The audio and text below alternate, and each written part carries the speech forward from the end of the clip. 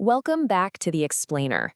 Today we are diving deep into the actual fundamental fabric of reality.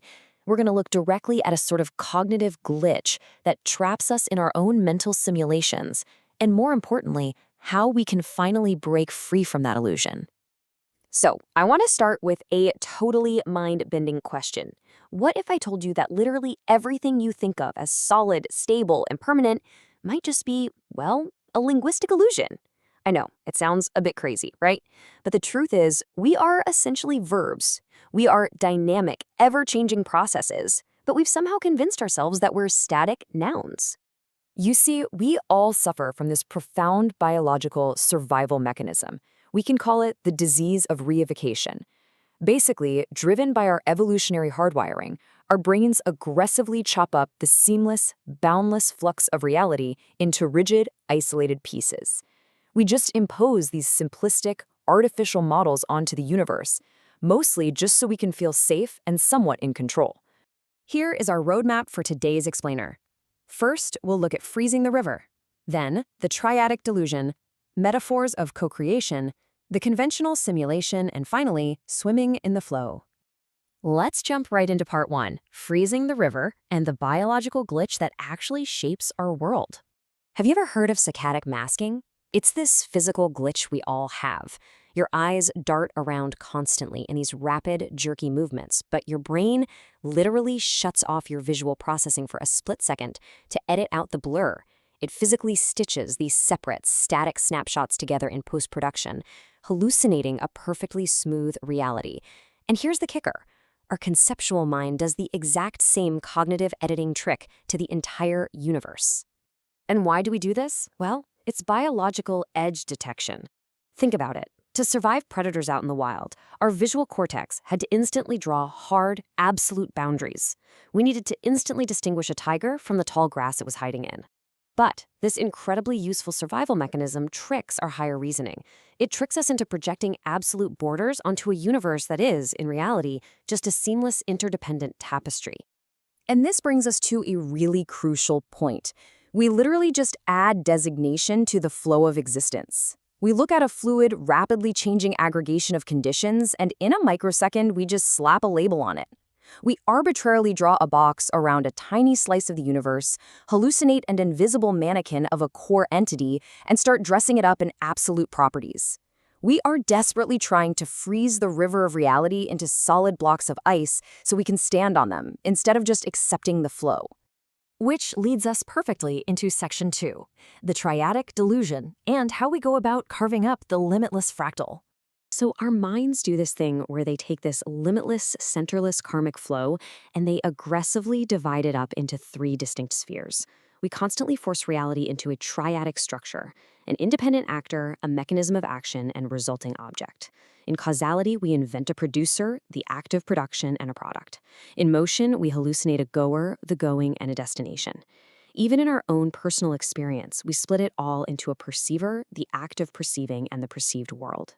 We impose these artificial, highly simplistic models onto reality, operating under the absolute delusion that the universe is just a collection of independent nouns performing isolated actions on distinct objects. But the truth? Reality isn't a grammar of nouns and verbs at all. It is a limitless, centraless, karmic fractal flow where everything continually co-creates everything else. Let's move to section 3, metaphors of co-creation. We're going to completely shatter this illusion of independence. Let's use some metaphors to really break this down. Think about a parent and a child. You cannot isolate the subject, the parent, in a vacuum. The very identity of the parent is instantaneously co-created at the exact millisecond the child is born. They lean against each other. If you pull one away, the entire concept literally collapses.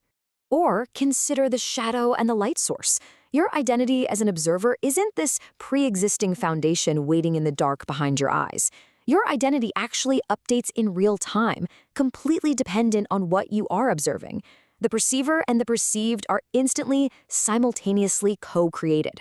And this plays out in what we call karmic feedback loops. Take the golden retriever metaphor. If you have past trauma with dogs, spotting a golden retriever instantly generates a newly terrified self in a loop of co-creation. Or think of the ship of Theseus on a simple road trip.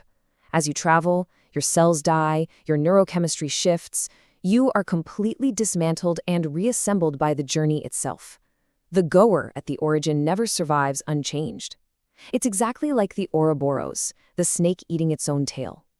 Every single action generates a result that instantly feeds backward to update the producer. All right, Section 4, the conventional simulation. Let's talk about navigating what is functionally real. Now, you might be asking, okay, if everything is an imputed mirage, why does it still hurt so much when things go wrong? Well, in short, we create dualistic concepts and models over the flow of reality.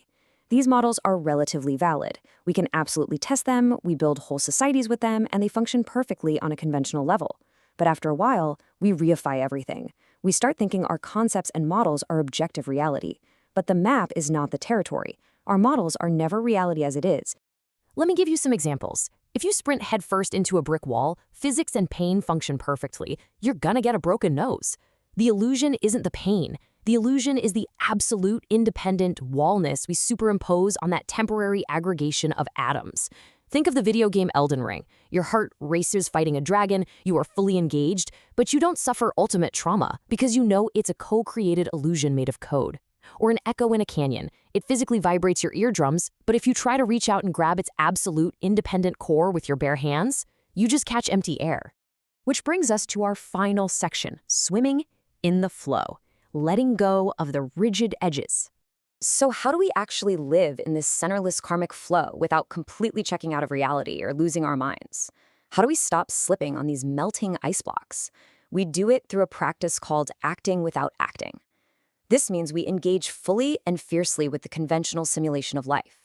We use the maps, we use the dualistic models, we use the necessary categories to operate. You still go to work, you pay your bills, you love your family, but you do it without ever reifying these concepts in absolute terms. You recognize them for what they are, provisional, empty tools. Ultimately, we just have to drop the heavy conceptual raft.